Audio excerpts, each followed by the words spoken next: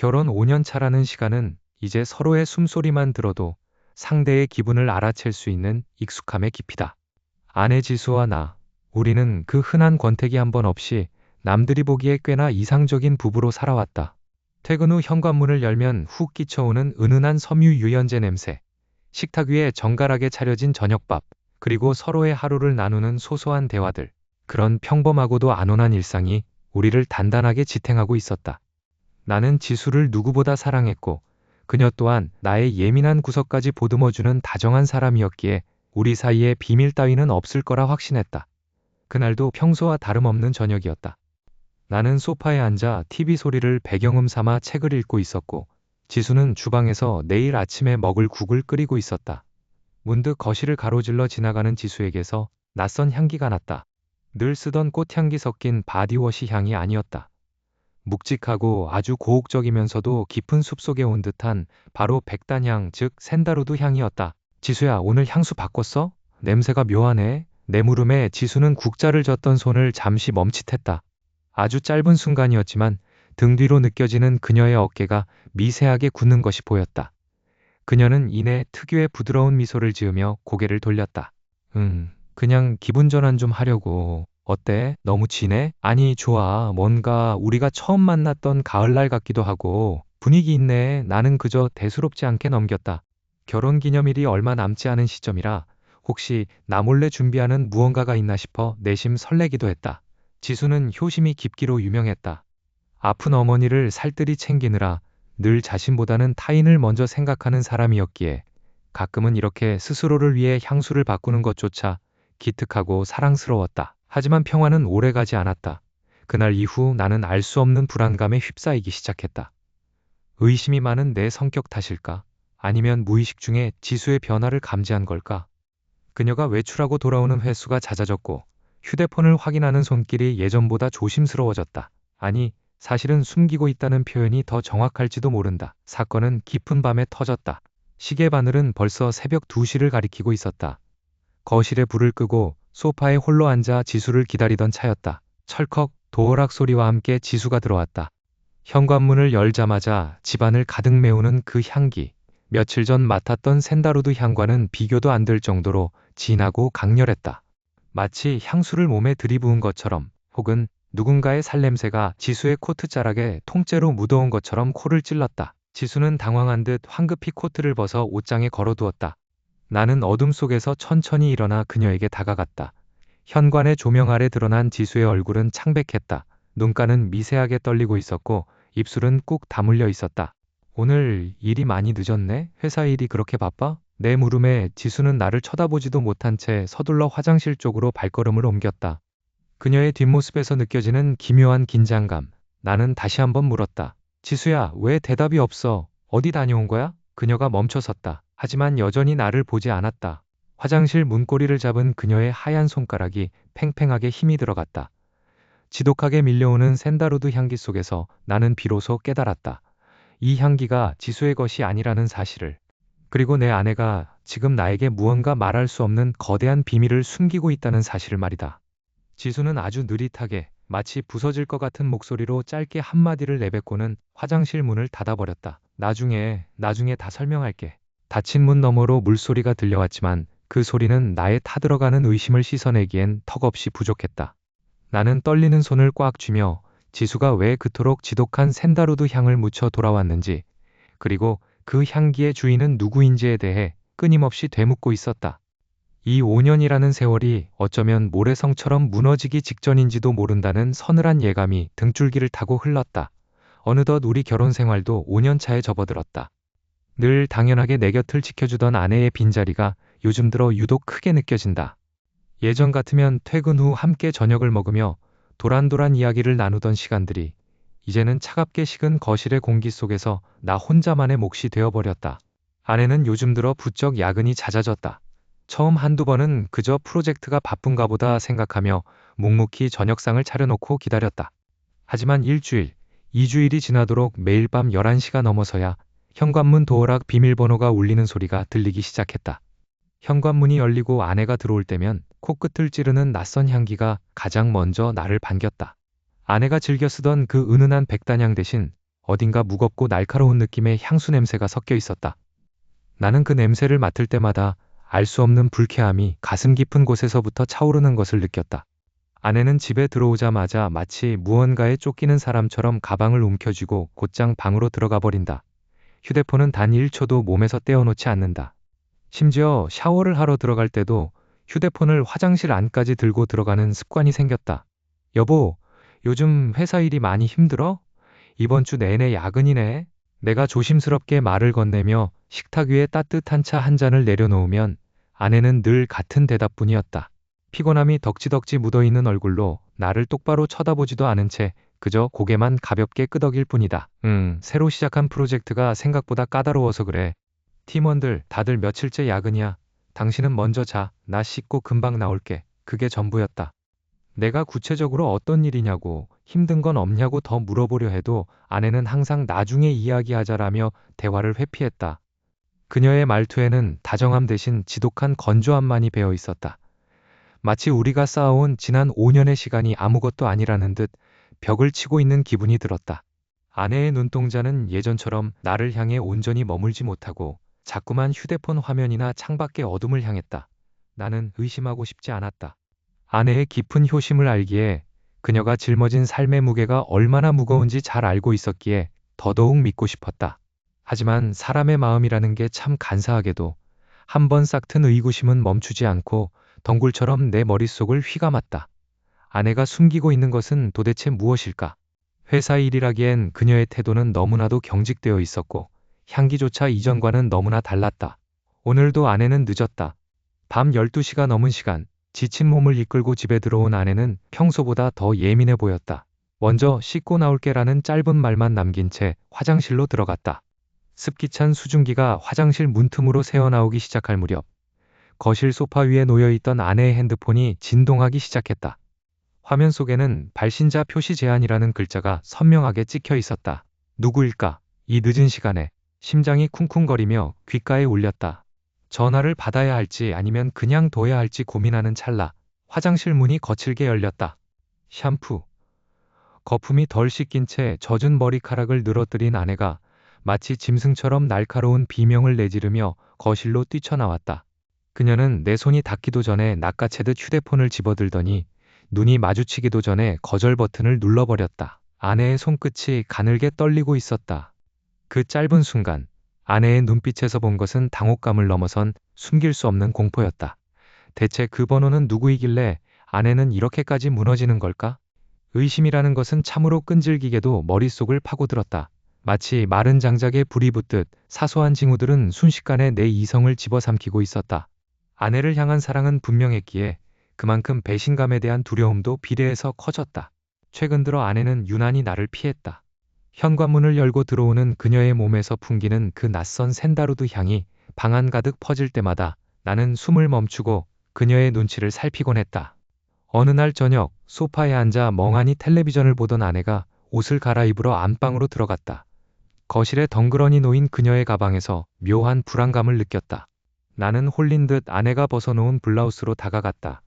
어깨 부근에 묻어있는 희미한 얼룩, 그리고 소매 끝에 묻은 정체불명의 화장품 자국. 이것들이 과연 야근의 흔적인가? 아니면 또 다른 일상의 증거인가? 손끝이 가늘게 떨렸다. 아내는 결벽증에 가까울 정도로 깔끔한 사람이었다. 그런 그녀가 이런 자국을 묻히고 돌아왔다는 건 그만큼 그녀가 정신없이 무언가에 몰두하고 있었다는 뜻이리라. 여보, 씻고 나올게. 화장실에서 들려오는 물소리에 나는 황급히 블라우스를 제자리에 돌려놓았다. 심장이 터질 듯이 뛰었다. 더 이상은 참을 수 없었다. 그녀가 숨기고 있는 그 무언가가 도대체 무엇인지 내 눈으로 직접 확인해야만 했다. 주차장으로 향하는 발걸음이 무거웠다. 엘리베이터 숫자가 내려갈 때마다 나는 몇 번이고 마음을 다잡았다. 혹시나 아무것도 나오지 않는다면 그녀에게 어떻게 사과해야 할지 고민했다. 하지만 불길한 예감은 좀처럼 가라앉지 않았다. 지하 주차장은 적막했다. 그녀의 차 앞에 멈춰서서 한참을 서성였다. 스마트키를 손에 쥔 내 손에 식은땀이 맺혔다. 그래, 이게 마지막이야. 이걸 확인하고 나면 모든 게 오해였다는 걸 알게 될 거야. 나는 천천히 버튼을 눌렀다. 묵직한 기계음과 함께 트렁크 문이 위로 열렸다. 차가운 공기가 내 뺨을 스쳤다. 트렁크 안은 평소처럼 깔끔하게 정리되어 있었다. 세차 도구, 여벌의 우산, 그리고 장바구니. 역시 아무것도 없잖아. 안도감이 밀려오는 순간 구석진 곳에 놓인 작은 쇼핑백 하나가 눈에 들어왔다. 조심스럽게 그것을 꺼내 열어보았다. 그 안에는 2장의 티켓이 들어 있었다. 이름만 들어도 알만한 시내의 최고급 호텔 스파 이용권이었다. 그것도 2인권이었다. 손이 덜덜 떨렸다. 도대체 누구와, 야근이라던 그녀가 이 비싼 곳에 누구와 함께 가려 했던 것인가? 머릿속이 하얗게 전멸했다. 쇼핑백을 더 깊숙이 뒤지자 부드러운 감촉의 무언가가 손에 잡혔다. 나는 그것을 꺼내보고는 그대로 얼어붙고 말았다. 화려한 패턴이 수놓아진 최고급 브랜드의 스카프였다. 우리 결혼기념일에도 아내의 생일에도 나는 한 번도 본 적 없는 물건이었다. 그녀가 평소 즐겨 입는 스타일도 아니었다. 은은한 향수 냄새가 스카프에서 다시금 진동했다. 차가운 지하 주차장에서 나는 길을 잃은 사람처럼 그 자리에 주저앉을 뻔했다. 이 물건들은 아내가 왜 나에게 말하지 않았던 걸까? 아니, 왜 아내는 나 몰래 이런 것들을 준비하며 밤마다 집을 나서야 했던 걸까? 의심은 이제 확신이 되어 내 가슴을 깊숙이 파고들었다. 스카프를 쥔 손에 힘이 들어갔다.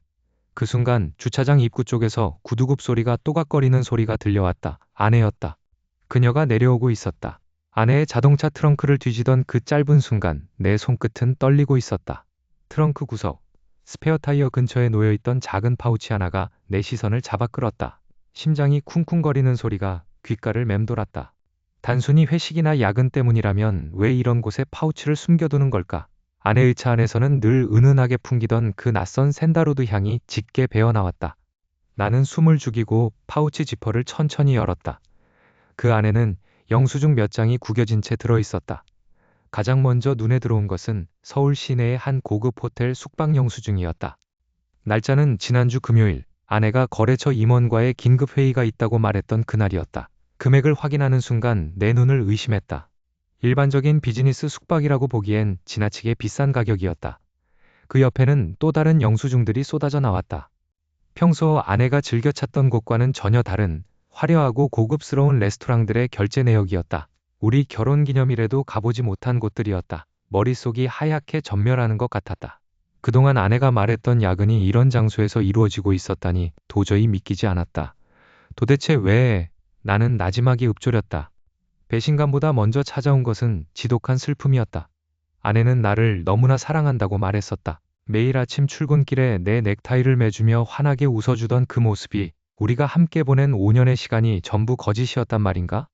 의심은 이제 확신이 되어 가슴 한복판을 찌르고 있었다. 하지만 나는 소리를 지르거나 물건을 부수지 않았다. 그 대신 나는 숨을 깊게 들이마시고 영수증들을 원래 자리에 조심스럽게 돌려놓았다. 지금 당장 아내와 마주해서 따져 묻는다면 그녀는 또다시 그 완벽한 연기력으로 나를 속이고 빠져나갈 것이 분명했다. 나는 결심했다. 그녀를 완벽하게 무너뜨릴 결정적인 증거를 잡기 전까지는 이 고통스러운 침묵을 이어가기로. 나는 거실에 앉아 아내가 돌아오기를 기다렸다. 시간이 흐를수록 초침 소리가 마치 내 심장 박동처럼 크게 들려왔다.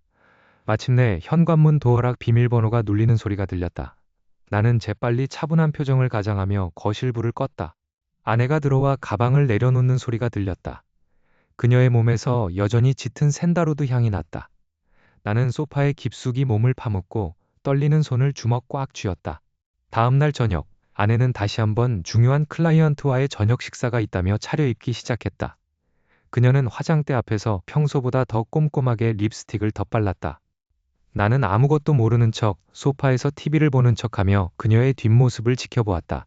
그녀가 집을 나서는 소리가 들리자마자 나는 미리 챙겨둔 겉옷을 걸치고 서둘러 현관을 나섰다. 이미 아내의 차는 아파트 단지를 빠져나가고 있었다. 나는 거리를 두고 그녀의 뒤를 쫓기 시작했다. 이번에는 절대 놓치지 않을 것이다. 그녀가 말한 그 고객이 누구인지, 그들이 만나서 무슨 짓을 하는지 내 눈으로 직접 확인해야만 했다. 엔진 소리가 귓가를 맴도는 동안 나는 룸미러를 통해 비친 내 얼굴을 보았다. 거기에는 사랑했던 아내를 잃어가는 한 남자의 처절한 비웃음이 서려 있었다. 이제 곧 이 거짓말 같은 일상의 끝이 보일 것 같았다.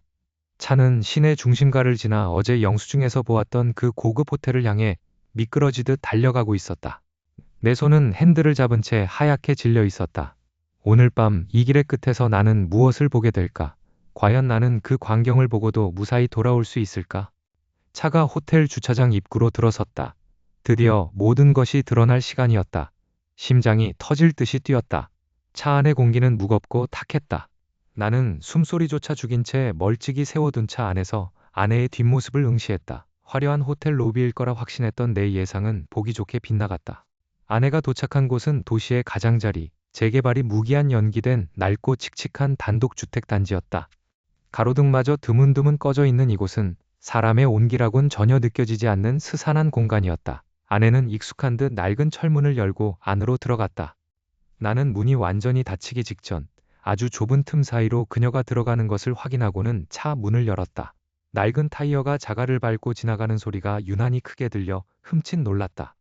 나는 숨을 죽이고 발소리를 죽인 채 어둠 속으로 몸을 숨기며 그녀의 뒤를 쫓았다. 심장이 흉곽을 때리는 통증이 느껴졌다. 왜 이런 곳까지 와야만 했을까? 단순히 남편을 속이고 누군가를 만나는 것 치고는 장소가 너무나도 기괴했다. 내가 알던 아내는 깔끔한 곳, 세련된 장소를 좋아하는 사람이었다. 그런 그녀가 이런 음습한 뒷골목에 있다는 사실 자체가 믿기지 않았다. 잠시 후 낡은 주택 뒤편으로 돌아가자 불빛 하나가 새어나오는 창문이 보였다. 나는 그 아래 낮은 담벼락 뒤에 몸을 웅크렸다. 차가운 벽의 냉기가 등줄기를 타고 올라왔지만 신경 쓸 겨를이 없었다. 창문 너머로 들려오는 목소리는 분명 아내의 것이었다. 더는 못 참겠어요. 제발, 제발 좀 도와주세요. 아내의 목소리는 평소의 차분함은 온데간데 없고 절박함과 두려움으로 가득 차 있었다. 평소라면 절대 내지 않을 듯한 마치 벼랑 끝에 몰린 사람의 비명 같은 소리였다. 아내를 지독하게 의심하며 이곳까지 쫓아왔던 내 마음속 분노가 일순간 당혹감으로 변했다. 저건 외도를 하는 여자의 목소리가 아니었다. 무언가 거대한 비밀에 짓눌려 숨이 넘어가는 사람의 절규였다. 당신이 원하는 걸 다 줬잖아. 그런데 이제 와서 갑자기 이렇게 나오면 곤란해. 낮고 건조한 목소리가 대답했다. 아내와 마주보고 서 있는 남자의 목소리였다. 그 목소리에는 일말의 동정심도 애정도 느껴지지 않았다. 오직 거래를 하는 비즈니스 관계자의 차가운 사무적 태도만이 묻어 있었다. 나는 아내의 손을 보고 싶었다. 그녀가 혹시라도 그에게 위협을 당하고 있는 건 아닌지, 아니면 정말로 우리가 모르는 누군가와 부정한 관계를 맺고 있는 것인지 눈으로 확인하고 싶었다. 상황이 달라졌다고 했잖아요. 제발 부탁이에요. 제 남편은 절대 몰라야 해요. 만약 그 사람이 알게 된다면 차라리 죽는 게 나아요. 그 말에 나는 숨을 멈췄다. 내 이름이 거론되는 순간 머릿속이 하얗게 전멸했다. 아내는 나를 지키기 위해 혹은 나를 속이기 위해 이 위험한 곳에서 발을 동동 구르고 있었다. 대체 무엇으로부터, 대체 어떤 대가를 치르기로 한 걸까? 주머니 속에 차 키를 꽉 쥐었다. 손끝이 하얗게 질려갔다. 도대체 저 남자는 누구길래 아내가 이토록 비굴하게 매달리는 거지? 남자가 한 걸음 앞으로 다가섰다. 아내는 뒷걸음질 치며 창가 가까이로 밀려났다. 긴장감이 극에 달해 내 손바닥에는 땀이 흥건해졌다. 이제 저 남자의 얼굴만 확인하면 된다. 나는 조심스럽게 고개를 내밀어 창문 안쪽을 응시했다. 남자가 무언가 서류 뭉치를 아내의 품에 던지듯 내밀며 천천히 몸을 돌렸다. 불빛이 그의 얼굴을 정면으로 비췄다. 나는 순간 내 눈을 의심했다. 아니, 차라리 환각이길 바랐다. TV 뉴스에서 신문 지면에서 수없이 봐왔던 가장 차갑고 냉철하기로 소문난 우리 도시에서 악명 높은 이혼 전문 변호사의 얼굴이었다. 내 아내가 왜 하필 그 사람과 이 야심한 밤에 이런 곳에서 마주하고 있는 것인가? 머릿속에 수많은 의문이 폭풍처럼 몰아쳤다. 그가 이혼 전문 변호사라는 사실을 깨달은 순간 내 심장은 공포와 함께 차갑게 식어버렸다. 아내의 차가 시야에서 완전히 사라지기를 기다렸다. 심장이 터질 것만 같았다. 그동안 내가 상상했던 최악의 시나리오, 다른 남자와의 미래, 배신, 파탄난 가정, 가 눈앞에서 무너져 내리고 있었다. 하지만 동시에 더 큰 불안감이 턱 밑까지 차올랐다. 대체 왜 아내는 이 낡고 음산한 건물에 숨어들었던 걸까? 나는 차에서 내려 조심스럽게 발을 옮겼다. 녹슨 철문은 삐걱거리는 소리를 내며 아주 조금 열려 있었다. 누군가 급하게 드나든 흔적이었다. 건물 안으로 들어서자마자 곰팡이 냄새와 함께 소독약 냄새가 코를 찔렀다. 고급 호텔을 드나든다고 생각했던 내 예상이 완전히 빗나갔다. 이곳은 호텔이 아니었다. 로비라고 부르기도 민망한 공간에는 낡은 카트와 오래된 서류들이 아무렇게나 쌓여 있었다. 벽면에는 빛바랜 안내문들이 붙어 있었는데 그중 하나가 내 눈을 사로잡았다. 해성요양병원, 오래전 폐업했다는 소문이 돌던 곳이었다. 손이 떨려왔다. 왜 아내가 이런 폐건물에 있는 거지? 도저히 이해할 수 없는 현실에 머릿속이 멍해졌다. 복도를 따라 안쪽으로 깊숙이 들어갔다. 곳곳에서 들려오는 희미한 기계 소리와 웅웅거리는 환청 같은 소음이 공포감을 자극했다. 분명히 아까 봤던 그 남자가 지키고 서 있던 복도 끝, 가장 구석에 있는 병실 문이 살짝 열려 있었다. 나는 숨을 죽이고 벽에 몸을 바짝 붙였다. 안에서 아내의 목소리가 들려왔다. 늘 침착하고 단아하던 그녀의 목소리가 아니었다.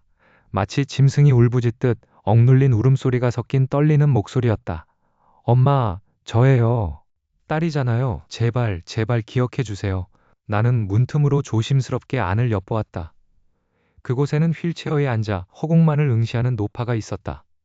그녀의 눈동자에는 아무것도 담겨 있지 않았다. 그 앞에서 아내는 마치 죄인처럼 무릎을 꿇고 있었다. 5년 동안 우리 집 거실을 채웠던 그 향기, 낯설지만 익숙했던 그 샌드루드 향수 냄새가 비좁은 병실 안을 가득 채우고 있었다. 아내는 가방에서 향수병을 꺼냈다. 그녀는 떨리는 손으로 허공을 향해 향수를 연신 뿌려대고 있었다.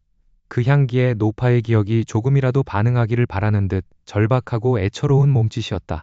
샌드루드 향이 짙어질수록 아내의 흐느낌도 커졌다. 엄마가 좋아하던 향이잖아. 응? 우리가 행복했던 그날처럼 제발 기억해줘요. 나를 기억해달란 말이야. 아내는 자신의 온 마음을 쏟아붓듯 향수를 뿌렸다. 눈물로 젖은 얼굴로 허공을 향해 필사적으로 손을 뻗는 아내의 뒷모습. 그 모습을 지켜보는 나의 심장은 산산조각이 났다. 내가 믿었던 배신은 없었다. 대신 내가 전혀 알지 못했던 아내의 가장 아프고 깊은 비밀이 그곳에 있었다. 치매로 모든 기억을 잃어버린 어머니를 홀로 지키기 위해 아내는 그 긴 시간 동안 외로운 싸움을 해왔던 것이다. 나는 차마 발을 떼지 못한 채 그 자리에 굳어버렸다.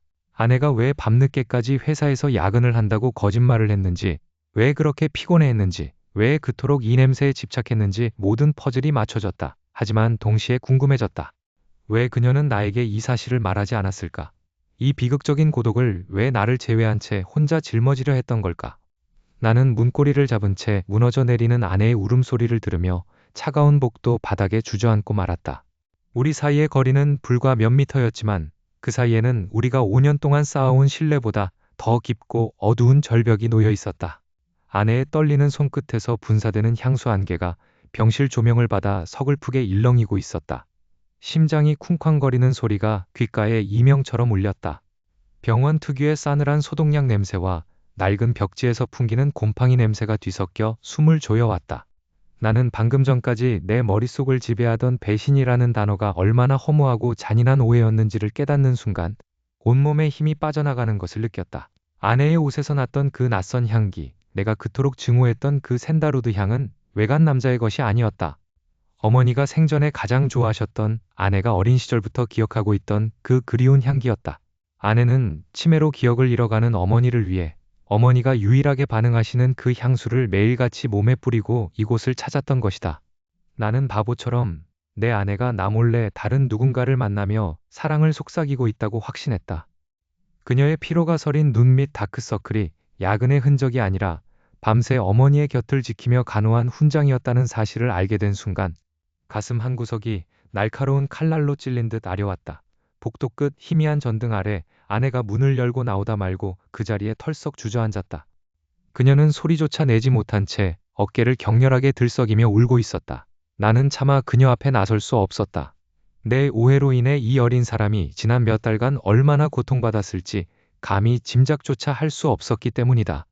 잠시 후 안쪽 방에서 간호사가 무심한 목소리로 오늘도 아무런 반응이 없으시네요. 이제 더 이상 기대하기 힘드실 텐데 라고 말하는 소리가 들려왔다. 아내는 그 말을 들으며 고개를 떨구었다. 어머니는 아내의 노력을 전혀 알아보지 못하고 계셨다. 아내가 정성껏 가져온 꽃을 어머니는 그저 무미건조한 눈빛으로 바라보았고 아내의 눈물 젖은 손을 뿌리치기까지 했다. 그 차가운 거절 앞에서 아내는 바닥에 엎드려 오열했다. 엄마, 나야, 나 지수라고. 엄마가 기억하던 그 딸이잖아. 왜 나만 보면 이렇게 차가워지는 거야? 그녀의 울음소리는 텅 빈 복도를 타고 흘러 내 가슴을 갈기갈기 찢어놓았다. 나는 벽 뒤에 숨어 입술을 꽉 깨물었다.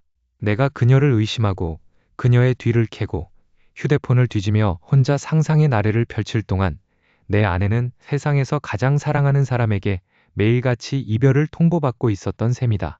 그녀가 왜 그토록 지쳐 보였는지, 왜 우리 대화가 점점 줄어들었는지 이제야 뼈저리게 이해가 갔다. 마음의 여유가 없어서가 아니었다. 이미 그녀의 마음은 어머니의 잃어버린 기억을 되찾겠다는 절박함으로 터져나가고 있었기 때문이었다. 나는 떨리는 다리를 억지로 움직여 병원 밖으로 나왔다. 찬 공기가 폐부 깊숙이 들어왔지만 내 안의 죄책감은 식지 않았다. 아내가 울음을 멈추고 차로 돌아오기까지는 그리 오랜 시간이 걸리지 않았다. 나는 저 멀리 어둠 속에서 차 문을 열고 앉는 그녀의 실루엣을 멍하니 바라보았다. 그녀는 운전석에 앉아 한참을 가만히 있었다. 정적 속에서 그녀는 떨리는 손으로 조수석 앞 글로브 박스를 열었다.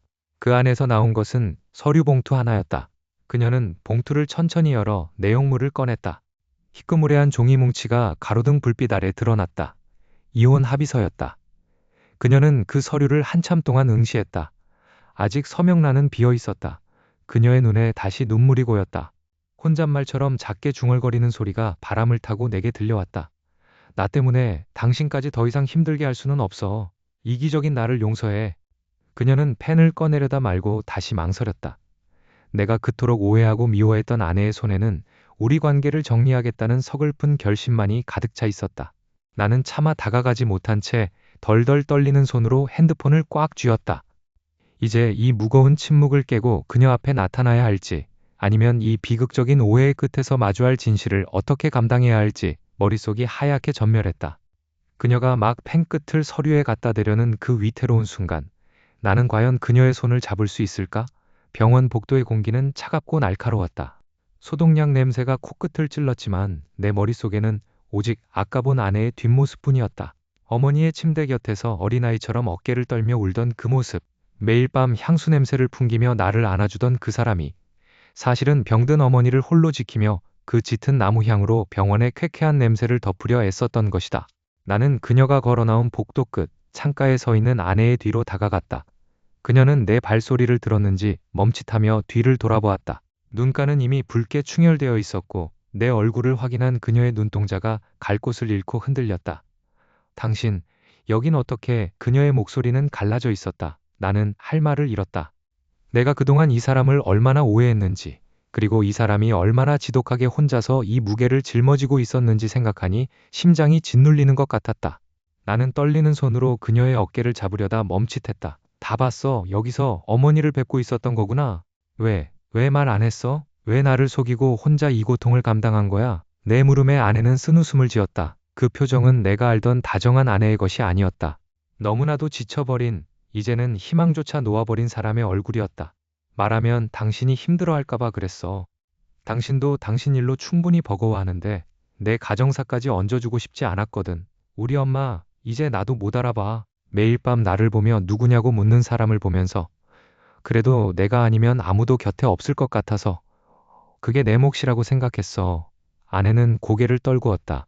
당신이 의심하는 거 알고 있었어. 내 옷에 밴 냄새, 늦어지는 퇴근 시간, 당신 눈빛이 변해가는 걸 보면서도 나는 아무 말도 할 수 없었어. 오히려 당신이 나를 미워하길 바랐는지도 몰라. 그래야 당신이 덜 아플 테니까. 나는 그녀를 안아주려 다가갔다. 하지만 그녀는 뒷걸음질 치며 거리를 두었다. 그러고는 가방 안에서 구겨진 서류 봉투 하나를 꺼내 내밀었다. 봉투 겉면에는 익숙하면서도 낯선 두 글자가 적혀 있었다. 이혼 합의서. 당신이 진실을 알게 되면 더 큰 상처를 받을까봐 내가 먼저 정리하려고 했어.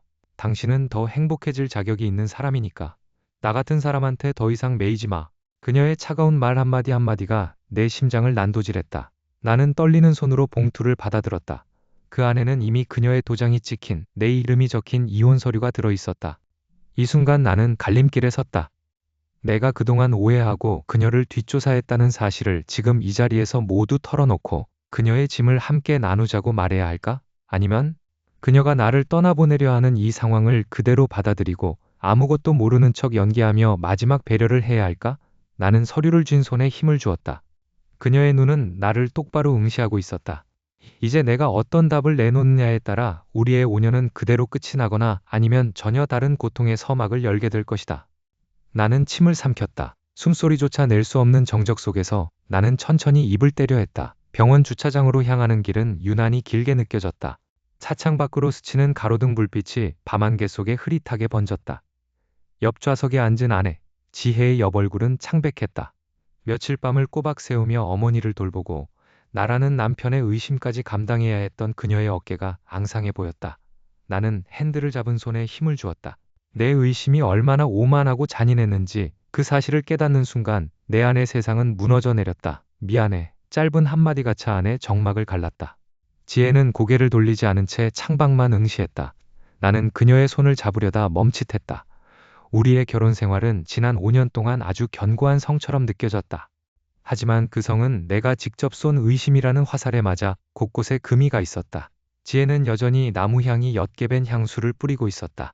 처음엔 그 향이 나를 향한 사랑이라 믿었지만 사실 그건 무너져가는 기억을 붙잡으려는 그녀만의 간절한 기도였다는 것을 이제는 안다. 어머니 일, 혼자 짊어지게 해서 정말 미안해. 내가 너무 바보 같았어. 그녀가 비로소 고개를 돌려 나를 보았다. 눈가에는 아직 마르지 않은 눈물 자국이 깊게 파여 있었다. 그녀의 눈동자 속에는 원망보다 훨씬 더 깊은 지침이 담겨 있었다. 아니야, 당신에게 알리고 싶지 않았어. 당신까지 이 고통에 묶어두고 싶지 않았거든. 우리 둘만의 평범한 일상을 조금이라도 더 지키고 싶었을 뿐이야. 그녀의 목소리는 갈라져 있었다. 집에 도착했지만 우리는 쉽게 차에서 내리지 못했다. 차가운 공기 속에서 엔진 소리만이 유일한 소음이었다. 나는 그녀를 안아주었다. 그녀의 가슴팍에서 느껴지는 옅은 나무 향이 오늘따라 유독 아리게 다가왔다. 우리는 이제 이전과는 다른 부부가 될 것이다. 서로를 향한 신뢰는 다시 쌓아 올려야 할 숙제처럼 남았다. 하지만 나는 알고 있다. 아무리 덧칠을 해도 밑바닥에 깔린 의심의 얼룩은 쉽게 지워지지 않는다는 것을. 나는 그녀를 보며 웃어 보였지만 내 마음 한구석은 여전히 지옥 같았다. 그녀는 내가 그저 우연히 병원을 찾아낸 줄 알고 있다. 내가 그녀의 뒤를 밟고 가방을 뒤지고 차 트렁크를 확인하며 그녀를 부정한 여자로 몰아갔던 그 추악한 나날들을 그녀는 모른다. 이 사실을 고백하는 순간 우리의 관계는 정말로 파국을 맞이할 것인가? 아니면 이 침묵이 또 다른 형태의 배신이 되는 것일까? 나는 그녀의 이마에 입을 맞추며 결심해야 했다. 이 평온한 밤, 모든 진실을 털어놓고 용서를 빌 것인가? 아니면 끝까지 이 비겁한 비밀을 가슴속에 묻고 그녀의 옆을 지킬 것인가? 만약 내가 그녀라면 이 의심의 흔적을 알게 되었을 때 나를 용서할 수 있을까? 침묵 속에서 시계 초침 소리가 들리는 듯 했다. 나는 차마 입을 떼지 못한 채 그녀의 등을 토닥였다. 어둠 속에서 나는 스스로에게 되묻는다. 진실이 관계를 구원할 것인가 아니면 독이 되어 우리를 영원히 갈라놓을 것인가? 이제 나는 선택해야 한다. 나의 자존심을 지키기 위해 이 수치스러운 의심의 기록을 영원히 묻어버릴 것인가? 아니면 고통스럽더라도 모든 것을 털어놓고 진정한 회복을 기다릴 것인가?